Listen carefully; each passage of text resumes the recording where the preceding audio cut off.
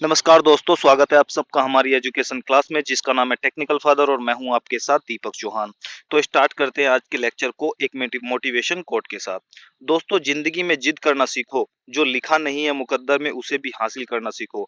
आप लोग अगर किस्मत के भरोसे बैठे रहोगे तो आप लोगों का कुछ नहीं होने वाला है, इसलिए आप लोगों को एक सही डायरेक्शन पकड़कर उसमें मेहनत करना आना चाहिए। ये हमारा व्हाट्सअप नंबर है, जितनी भी हमारी वीडियो आती हैं उनके जो पीडीएफ नोट्स होते हैं, अगर आप वो लेना चाहते हो तो इस व्हाट्सअप नंबर पर कांटेक्ट करके आप हमसे ले भी सकते हो।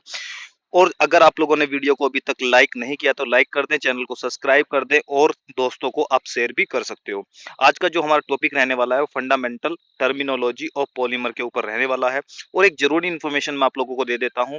अभी कुछ ही दिनों बाद में जो प्लास्टिक फील्ड में जाने के लिए जो डिप्लोमे वगैरह कराए जाते हैं गवर्नमेंट की तरफ से, उसके जो फॉर्म है वो रिलीज होने वाले हैं। अगर आप भी प्लास्टिक के फील्ड में अपना करियर बनाना चाहते हो तो इस व्हाट्सएप नंबर पर हमसे जरूर मैसेज के द्वारा कांटेक्ट करें, ताकि नेक्स्ट वीडियो जो है वो उस डिप्लोमे वगैरह यानी कि प्लास्टिक में करियर आप कैसे बना सकते हो उस पर मैं लेकर आऊंगा, ताकि आप लोगों को जो फॉर्म निकलते हैं, एंट्रेंस वगैरह होता है, वो आप लोगों का छूट ना जाए और आप आसानी से एंट्रेंस देकर प्लास्टिक के फील्ड में एंट्री कर सकें। Fundamental terminology of polymer. अब हम मोनोमर की बात करेंगे। मोनोमर एक छोटा परमाणु या अणु आप कह लो या फिर मॉलिक्यूल कह सकते हो, जिसका अनुभार कम हो उसे हम क्या बोलते हैं, मोनोमर, या एक सिंगल यूनिट भी हम इसे बोल सकते हैं। तो ये बात आती है मोनोमर की, और मोनोमर से ही जब मोनोमर आपस में कनेक्ट होकर या ज्वाइंट होकर जो एक बड़ा मॉलिक्यूल बनाते हैं उसे ही हम बोलते हैं पॉलीमर। अब बात करते हैं पॉलीमर की। मोनोमर अणुओं का लोनी चैन यौगिक को पॉलीमर कहते हैं। मतलब यानी कि जो छोटे छोटे जो मोनोमर होंगे वो आपस में ज्वाइंट होंगे, और ज्वाइंट होने के बाद में जब एक बड़ी चैन के रूप में ये आ जाएंगे उसे ही हम क्या बोलते हैं, पॉलीमर बोलते हैं। अब बात करते हैं पॉलीमराइजेशन, जो बहुत ही इंपॉर्टेंट टॉपिक होता है, और ये कई बार क्वेश्चन जो पॉलीमर का जो एग्जाम होता है, पूरा का पूरा एक सब्जेक्ट होता है पॉलीमर से रिलेटेड, तो उसमें ये पूछा भी जाता है। वह क्रिया जिसमें मोनोमर आपस में जुड़कर पॉलीमर बनाते हैं उसे पॉलीमराइजेशन कहते हैं। यानी कि हिंदी की अगर हम बात करें तो पॉलीमराइजेशन को हिंदी में बोलते हैं बहुलीकरण। यानी कि जब मोनोमर आपस में रिएक्शन करते हैं, करने के बाद में ज्वाइंट हो जाते हैं, और उसके बाद में जब वो पॉलीमर बना लेते हैं तो उस जो रिएक्शन के द्वारा बनाते हैं उसे हम बोलते हैं पॉलीमराइजेशन। जैसे कि आप लोगों ने देखा भी होगा, सुना भी होगा, जैसे एडिशन रिएक्शन होती है, सारे के सारे जो मॉलिक्यूल होते हैं वो आपस में जुड़ जाते हैं, उसे जो एडिशन रिएक्शन हम बोलते हैं। एलिमिनेशन होती है जब किसी भी रिएक्शन से कोई भी कंपाउंड बाहर निकल जाता है, उसे बोलते हैं हम एलिमिनेशन रिएक्शन, कुछ भी ऐड नहीं होता है। एक होती है रीअरेंजमेंट। रीअरेंजमेंट क्या क्या होता है कि जो भी मॉलिक्यूल या भी कंपाउंड उसके अंदर हैं वो ही आपस में चेंज हो जाते हैं, उनका कॉन्फ़िगरेशन चेंज हो जाता है, बाकी ना बाहर से कुछ आता है ना ही अंदर से कुछ बाहर जाता है। एक होती है प्रतिस्थापन, जिसे हम बोलते हैं, ठीक है? तो प्रतिस्थापन में क्या होता है कि एक जो मॉलिक्यूल है वो बाहर जाएगा, और एक जो होता है सब्स्टिट्यूशन, इसे इंग्लिश में बोला जाता है, एक मॉलिक्यूल वहां पर आकर ऐड हो जाएगा। ये चार तरह की जो रिएक्शन है वो हम अक्सर केमिस्ट्री में देखा करते हैं। तो बहुलीकरण जो है वो भी एक एडिशन रिएक्शन का ही एक रूप है, ठीक है? अब बात करते हैं डिग्री ऑफ पॉलीमराइजेशन। ये कई बार क्वेश्चन आता है, ठीक है? इसे आप लोगों को पता होना चाहिए कि डिग्री ऑफ पॉलीमराइजेशन किसे कहते हैं।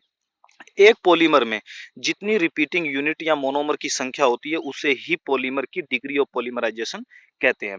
एग्जाम्पल के तौर पर आप लोगों ने CH2 डबल बॉन्ड CH2 यानी कि एथिलीन एक मोनोमर लिया, और मोनोमर से आप लोगों को बनाना है क्या, पॉलीमर बनाना है। तो ये क्या है, एक मोनोमर का एक मॉलिक्यूल है, ठीक है, एक सिंगल यूनिट है। लेकिन मैंने क्या किया, इन एक को ना लेकर, क्योंकि एक से हम पॉलीमर तो बना नहीं सकते हैं, तो एक ना लेकर मैंने क्या किया, मैंने 1000 ले ली, ठीक है? ये मोनोमर मैंने कितने ले लिए, 1000 ले लिए। तो जो ये 1000 काउंटिंग है इसे ही हम बोलते हैं डिग्री ऑफ पॉलीमराइजेशन, यानी कि मोनोमर की कितनी यूनिट या संख्या हमने ली है उसे ही हम बोलते हैं डिग्री ऑफ पॉलीमराइजेशन, ठीक है?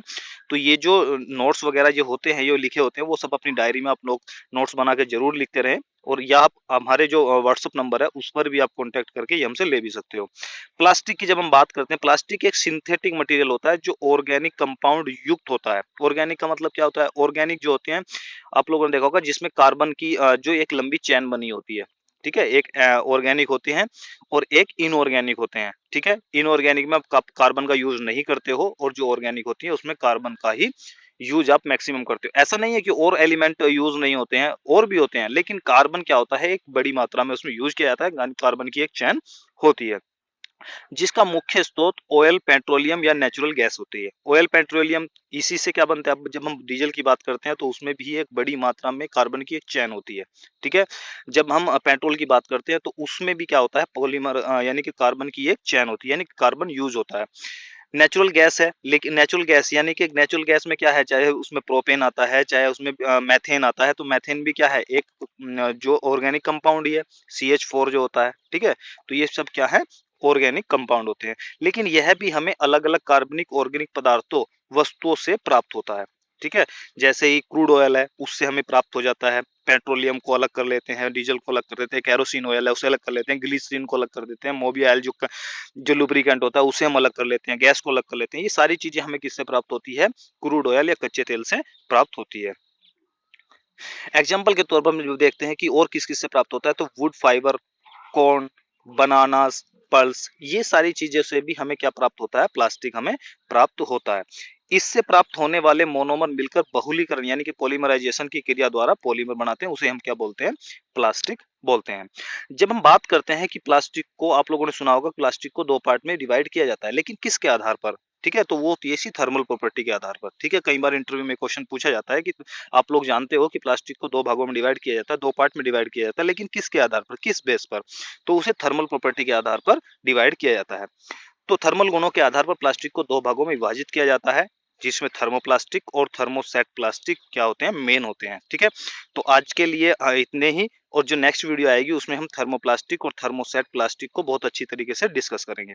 तो अगर आप लोग भी प्लास्टिक से रिलेटेड कोई भी डिप्लोमा करना चाहते हो और अपना करियर प्लास्टिक में बनाना चाहते हो, तो आप इसको व्हाट्सअप नंबर पर हमसे कॉन्टैक्ट करिए, व्हाट्सअप करिए, और जो नेक्स्ट वीडियो आएगी वो हम डिस्कस करेंगे कि प्लास्टिक में आप अपना करियर कैसे बना सकते हो। अगर आपने 10th किया है तो आपको कौन सा डिप्लोमा करना चाहिए, अगले 12th किया है तो कौन सा डिप्लोमा करना चाहिए, या फिर आप लोगों ने BSc की है तो आप कौन सा डिप्लोमा कर सकते हो प्लास्टिक फील्ड में जाने के लिए।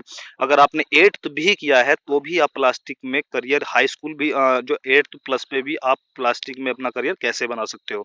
यानी कि मिनिमम 3 मंथ से लेकर 3 ईयर तक के डिप्लोमे प्लास्टिक फील्ड में जो होता है, गवर्नमेंट है वो कराती है, लेकिन माध्यम आप लोगों को चुनना है कि आप लोग किस माध्यम से करना चाहते हो, कैसे करना चाहते हो। तो वो सारी डिटेल मैं आप लोगों को नेक्स्ट वीडियो में बताऊंगा। इस पर आप लोग कॉन्टैक्ट जरूर करिए डिप्लोमे से रिलेटेड, ठीक है। तो आज के लिए इतना ही। अगर वीडियो आप लोगों को पसंद आई है तो लाइक कर दिए, चैनल को सब्सक्राइब कर लें और दोस्तों को वीडियो शेयर भी कर दें। तो मिलते हैं नेक्स्ट लेक्चर में, दीजिए हमें इजाजत। जय हिंद, जय भारत।